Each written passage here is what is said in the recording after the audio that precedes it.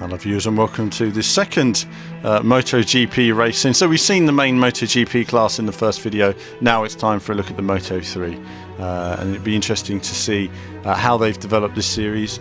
Sometimes not as much thought is given to the introduction series as to the main series. And I was keen to investigate what they had here and how it worked. So again, riding here as Danny Webb, my objective here was to really get a feel for the bike. This is going to be an introduction for many riders into the world of MotoGP, and of course in the career as well. So I'm going to be seeing how difficult it is to get into, and you'll see that progression in this video. So again, I've kept the settings pretty easy, pretty standard. This is what many of you will be playing when you first get the game.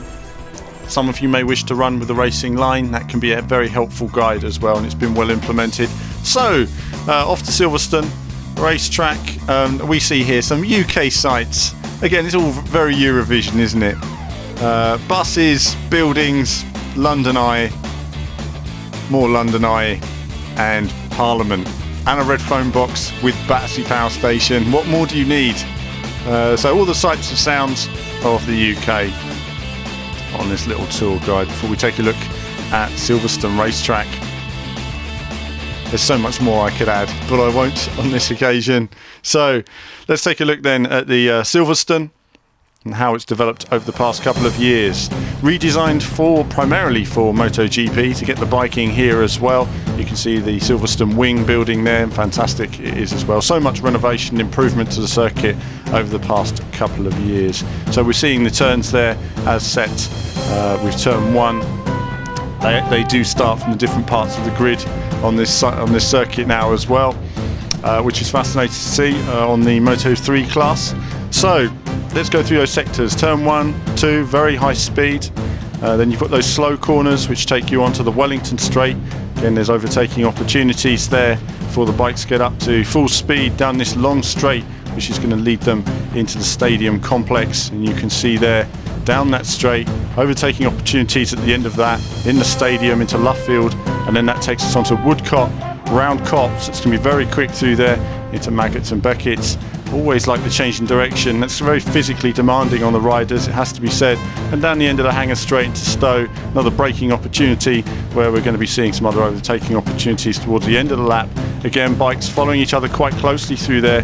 There's a big undulation change on the exit of that corner, which takes us down to these final 2 corners. And again, it's a technical section through here, getting the bike balanced, getting those corners just right, and through that final apex, which can be slightly tighter depending on the weather conditions than it actually looks. So that's the Silverstone racetrack looking as it should in this game. It's really nice to see all of this professional addition there that they've got to the build up for the race before we get on our bike and go for a few laps. So getting on board the bike now. It's a nice sunny day at Silverstone. It's nice when it is sunny at Silverstone, though I have to say you do get the old sunburn because it's very breezy even on a sunny day. Can't tell how hot it is. I speak from experience, because if it's not sunny it's really cold. So getting away then, turn 1, we're actually starting from the old grid here, so that's Copse Corner, we're going around here. And straight away, that's my first corner, first turning on this bike, and it feels really nice. This is a really great introductory class, and for those of you who've not played the game before, rather than start on the top MotoGP levels, do start from this lower level, because it gives you a great feel for the bike, a great feel for turning in and where you should be turning in, and really developing your skills. So a couple of corners there, I've been experimenting. I've hit the brakes and locked the brake up, had to come off the brake, otherwise I'd have gone straight over the handlebars, but that's given me a little test now, so I know my limits and what I can do. And you'll see as this 3-lap race goes on, I become smoother and smoother, and then start developing new ways of finding more speed in the bike. So the first thing that strikes me is that this bike can brake much later than I was expecting it to. It can also brake into the corner. So let's just take a look at that there, braking late, but it gets into the corner nicely. And it's really it feels very nice as an introduction to get into the game with this bike, and I think it's certainly something that I would suggest for a lot of people. You can see the speed, despite being on a medium setting. My bike isn't radically quicker than those around me. I have more speed cornering capability than some of these bikes in this AI difficulty setting, but in general the speed of the front runners is pretty similar to what I'm riding here. Getting these slower corners right is quite important, and getting on the power nice and early, but it's the cornering speed that really makes the ground up. Flat out through this next section, do need to commit to that. And Silverstone, though you can't see all of it here, obviously with the camera layout that we have set up for this, it does give you a view of the racetrack obviously from those other views, but it's really nicely recreated. All the details are there. This is a detailed recreation. It's all laid out pretty much as you would expect, and you do get that nice sunny day feeling. So coming around Luffield up to Woodcott, an amazing corner this is. I remember Cal Crutchlow riding around this a few years ago and just seeing the speed as he came round here, the bike sliding round the corner. An incredible sight to see these guys flying around these corners. It really is, shows how brave they are, how committed they have to be, the speed they're getting out of these things. You know, they're going over bumps at high speed, and people don't realise how bumpy some of these circuits are and how that can destabilise the bike, and what these guys are dealing with in terms of throwing their body weight around and keeping control with the power. It really is a very physical and mentally there's a lot of little exertion there for these guys. They really do have to train to be very physically fit to manage it. So managing my first lap now. I've not got the speed down this straight here, and you can see that some of the other bikes are a little bit quicker than me, but I know under braking I'm quicker, so gave him a little knock there. I'm not having any of this. I need to get on with this race run now, close on these guys in front of me. And now closing up. Nicely done through that final section. Though I didn't memorise my braking point, so I'm not consistent there yet, but that's pretty much the braking point you want. And now trying to learn how to carry speed through this corner. It is a fast corner, you can carry a lot of speed, but you just have to get on like that really early. Literally running on the rim of those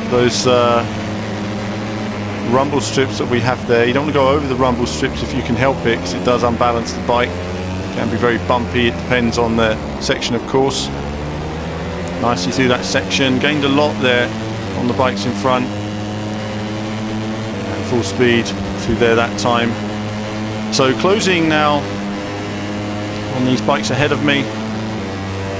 Let's see if I can outbrake them, but they are pretty good through this section. They're certainly quicker than me through this section. I'm just not able to make an impression. I am quicker through the corners with the way the AI is set. If you want the game to be more challenging, you can put it onto much harder settings, and I assure you it will be very challenging indeed.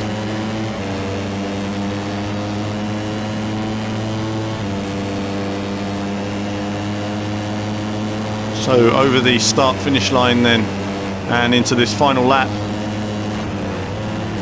Little touch there, little elbowing, running out a little bit wide. You wouldn't want to do that, has to be said. Cars can do it, bikes, really depends. Need a lot of confidence in terms of how bumpy they are, these corners. Through this section, I should imagine it's very challenging, very physical. Certainly getting it right, it's not easy. Down this long hanger straight. It's always a very windy circuit as well, and I should imagine they do get a lot of crosswinds down here. It's nice to see all the detail there, all recreated. Silverstone lovingly recreated there as we have the different views. You can see the TV camera at the bottom there, the rear view from the bike, as well as the front view of the bike as well, which really gives you a rider's eye view. I think it shows just the detail there. As I brake a little bit late, I was trying a bit too hard to close on the bike in front and pushed it a bit too much. I knew that time was limited, I oversteered. So you can see there I'm really trying to find more speed now in these dying moments of this race to extract something more from the bike. And again, they're taking too much speed into that corner, and of course that's sent me wide here as well. So had to come out the power a little bit there and lose a bit of speed. So trying to push, but unfortunately I'm unbalancing the bike, and that's throwing me completely off kilter. There is a flow to these bikes, you know, you flow one corner into the other, and as soon as you make one mistake, it's likely you're going to make several more until you get back into the flow and the correct speed for each corner. Otherwise you're going too slow in the corner, and of course that creates an oversteer. So final few corners then, trying my best to brake as late as I can, get the bike in, get on the power, but I just can't do it. Trying my best. Can I get on the power? No, just wasn't quick enough this time. Second place it has to be in this race, but a good race for a first race, and certainly it gave me a good idea of the skill set that you'd need for riding a bike like this as well. And he's very happy. Podium place, second place, and you see a little podium sequence as well with all of that. So that was good fun. It was a nice introduction, graphically looked good, handled very well for a standard handling. Very satisfied with it so far. Again, if you haven't seen the first look, do check that out to see all the options that are in the game. There are stacks of options. You can make it as complex and as much as a simulation as you want it. All the riders, all the details, all the polish and presentation, and of course there's the handling videos as well, and you can see those here so you can see what kind of handling model may suit you. This is very much myself just rambling on for a while and giving you guys feedback on the bike and how it's handling and where I'm learning the skills and everything else. So it does take time, but that's it from me for now. As ever, there'll be more from me and more MotoGP action in the coming days and weeks. That's it from me. More soon.